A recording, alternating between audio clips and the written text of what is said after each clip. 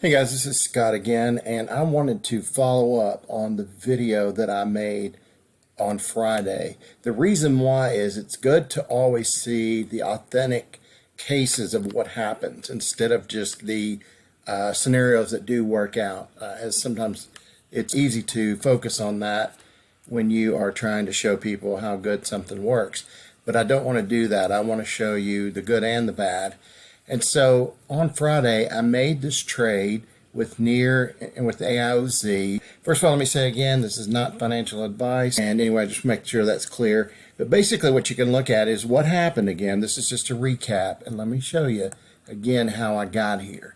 Because I know that a lot of people can talk about, you need to make this trade, but then how do you make the trade? So in this particular case, what I'm doing is just looking at what I did before. And by the way, this is my real account because that demo account is not working exactly like I need it to with being able to showing y'all exactly what's going on. But if I go over here under the smart trade, and don't worry about any of this up at the top for now, we're just going to go down here to the smart trade.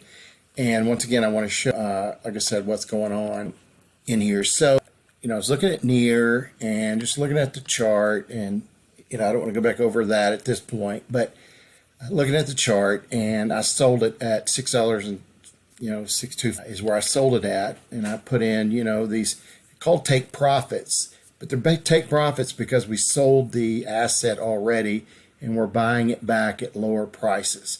So these are the prices that I put in for. Just base it looking on the chart. We'll get more into that later, but you can see at this point the token has moved up, and so therefore I am down 10%. And when I'm down 10%, what I mean is that I've given up the potential return of this 10%. So I'm not out any money here because I've already sold it.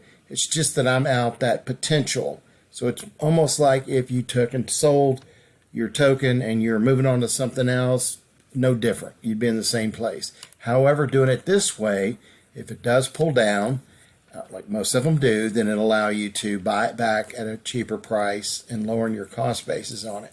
Same is down here as well. You can see the same here as far as that goes. But now let me show you what could we do from here. Instead of going up to the top, I can come down here and I can say I want to close this at the market price, which would mean basically it would buy everything back at this price, at the current price. Since it's already been sold, it's going to buy it back. The other thing too is I can go in and click edit, and then when I do that I can go in and change, I can change different parts of this. I can add a set stop loss. We'll talk more about that later. It can get very confusing. We got too many things going at one time.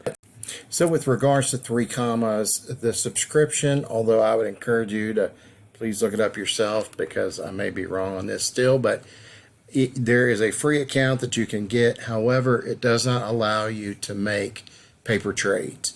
And so therefore you would have to get a pro account, which is about 30 or 40 bucks a month, seems to be. But then that will allow you to have and use the paper trade as well. So wanted to just clarify that.